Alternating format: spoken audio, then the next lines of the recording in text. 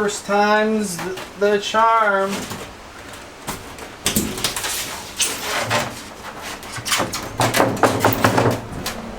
Alrighty guys, what's up? New day, more boring stuff of a van build. I want to say it's ridiculous here in Canada. I think the States too. I think it's like worldwide. Lumber prices. So like my dad gets, this is like for cabinets and stuff. We just had to pick up some pine plywood, 4 sheets of pine plywood, 4x8, I think 5/8 of an inch, and then this full inch, 1 inch 4x8 foam board insulation. I believe it's an R5. Yeah, so 4 sheets of insulation, 4 sheets of plywood. Guess how much? I'll give you 5 seconds. Put it in the comments down below. Whoever's the closest, I'll give you a big hug if I ever see you.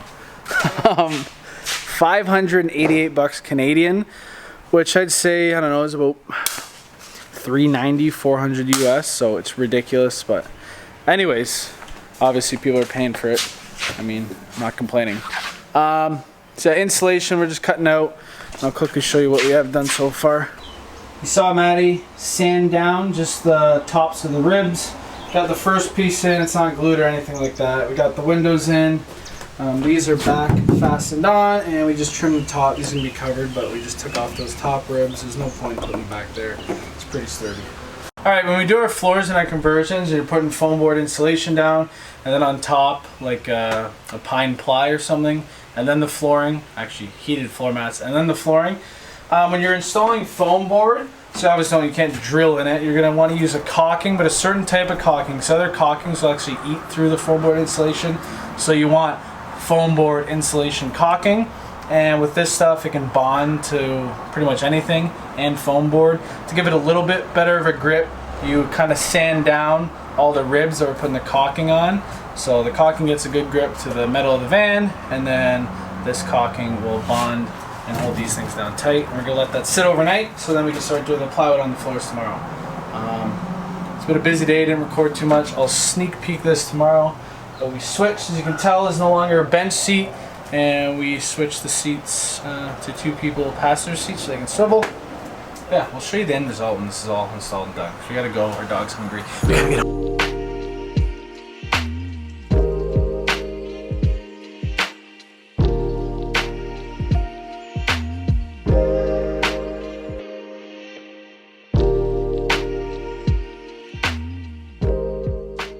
Don't have a lot of time. Maddi told me on the SD card. Floor is in, the shower floor pan. The shower floor pan underneath does not get insulated. It actually has its own like styrofoam insulation underneath. So insulation's done. It always looks messy when you're putting in insulation. And then tomorrow we're gonna do all the plywood floors. Nice clean slate to build on. Yeah, let this dry overnight. So I have all this weight on it.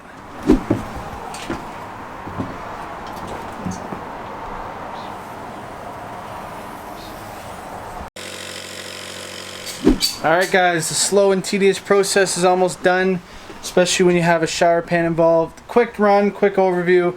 We used 1 inch R5 4x8 foam board insulation for the base layer, and then we used 5/8 4x8 pine plywood. It's a way nicer finish. It's about 20 bucks more expensive a sheet, but I think it just, you know, no one's looking at it, but it's nicer material, just looks better. And yeah, this is pretty much the standard to every van, except this one has the shower floor pan. So the shower is going to be right here. I believe it's 40 by 22, 24 by 40, or 22 by 40, or 24 by 40. One of those. Anyways, this is the shower floor pan. The reason there's no insulation or flooring is the actual floor pan underneath already has its own insulation. And you have to keep the floor pan as low as possible, or else you're stepping into the pan. That just doesn't work. And pretty much next thing, we actually have to get under there and drill the drain hole, set up the gray water tank.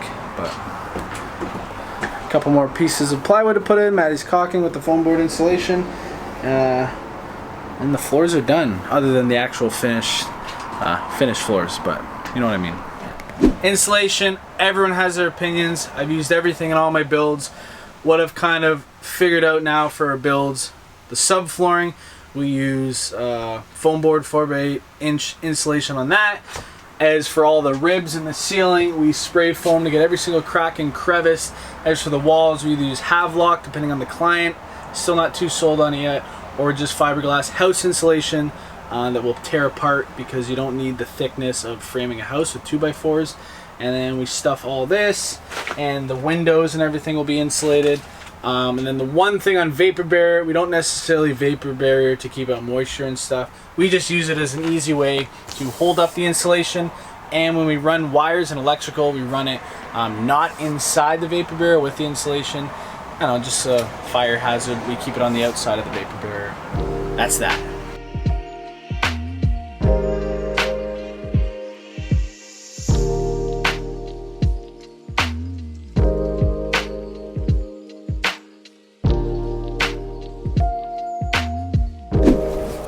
Quick little intermission update. Give you guys kind of a rundown. I know it might be a lot of talk in these videos, but this is my dad's cabinetry shop. I think it's about with the office space in the showroom. A little under 4,000 square feet. Back there would be a spray booth, a paint booth, everything like that. You know, upstairs we store some materials. And a cabinets, washroom, and then a whole side room of storage back there, similar size to this. But the one problem I'm having right now is where there is a bay door in here. I'll show you. I'll get Maddi to cut this up so it's not too big. And the light's not on right now, but as you can see, there's a 20-foot bay door back there. So just the turning radius and being able to knock down this wall to fit vans in the shop, it's not gonna work. I mean, this building's old. He's just like leased it for about 20 years. So we're actually looking for a new shop, bigger. It's gonna fit both of us. I should have enough room to fit 4 vehicles in it and for him to still do his cabinetry business, because that's a little more important than mine at the moment. But things are starting to pick up. Like, I have 3 vans totally booked, got the payments and everything, so I'm pretty much done for the year until January. I can maybe do some side jobs here and there, but definitely need a shop space. Super excited to show you guys that. It should be in a pretty cool location if I get my hands on it. And it's kind of where I'm at right now. If you guys have any more questions, info, VanciniConersions.com, my email, contacts, all there. Yeah.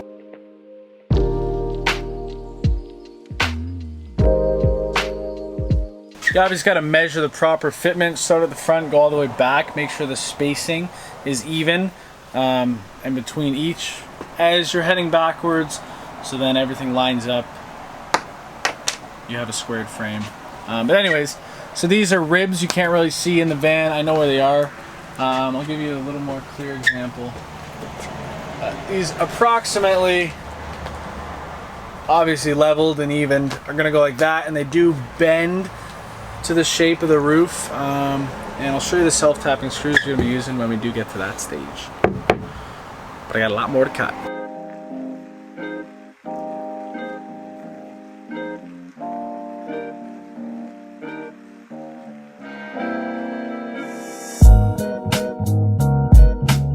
That's fine, you can show the stain. I'm going to tell them anyways.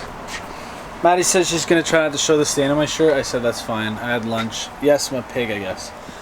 We're doing the strapping, so insulation's in. It's nice and tight now. Obviously, if it does hang down a bit, that's all going to be compressed, whatever we use for the ceiling. So this is the strapping. When you're doing your first piece, and when you go back, you got to make sure all the distances on the ribs in each corner are the same. And then obviously distance between, they're not going to be the same because the gaps are bigger, but make sure each piece is level and they're side to side.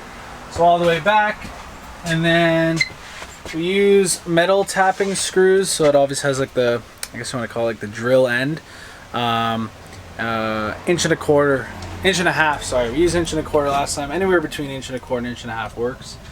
And then we already pre-drilled all the pilot holes. That's one more thing too. You want to get one piece and double check. So there's a lot of holes in these ribs. You want to drill through metal, not just go right into the hole. So we have all these beforehand all pre-drilled out. We know all the holes aren't going to line up with another factory hole in the vehicle.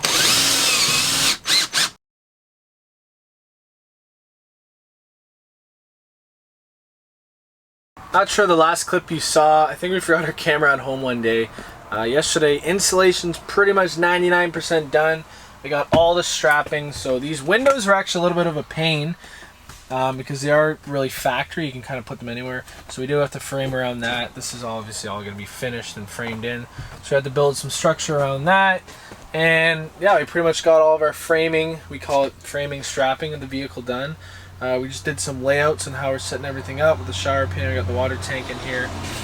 And now I think we're ready to start, for the most part, running all electrical. So we're going to have to, it's pretty complicated. You have to remember if you want to switch here, what 12 volt appliances and all this stuff.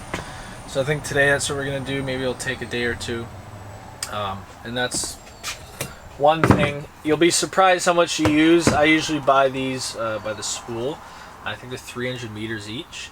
It's way cheaper buying them in bulk instead of just buying like a 100-meter roll. Definitely invest the money in getting this.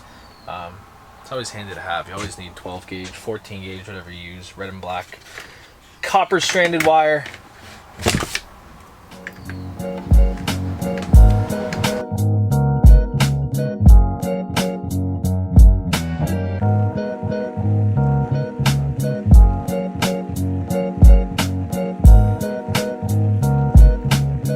Alright, this is a different camera angle. Yeah, so we're doing all the wiring. This stuff, I kind of try to keep it clean. When you keep your wiring clean, that's like the easiest thing.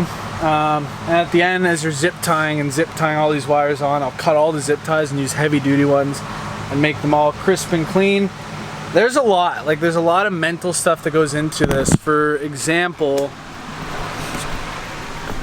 like down here, I know the 12 volt fuse box is going to be in this vicinity. So you have to run all the appliances, all the 12 volt applications. But then there's also a lot of you have to figure out what 12 volt applications are going to be on switches. So you have to run all the switches to them here. For example, we're doing the pot lights pre-wired, just tape them up at the moment. I mean, we have, the water pump's going to be over here. We already have the diesel heater ran for under the seat. There's a lot to remember, and it's like we're probably a quarter of the way.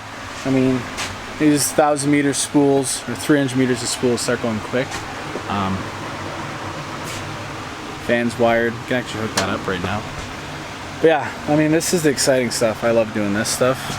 It's satisfying. A couple things you also have to keep in mind when you're building, where your wires are. So we drill it through here for the pot lights, and then we'll take a bunch of excess, obviously, here. And then you end up cutting those and attaching the pot lights. But you have to remember, once your wiring's drilled through your strapping, if you're putting like your tongue and groove, whatever you're doing for sealing, you can't just start nail gunning anywhere, nailing it or gluing it. Because if you knock that wire, now you have a problem, and your pot lights won't work.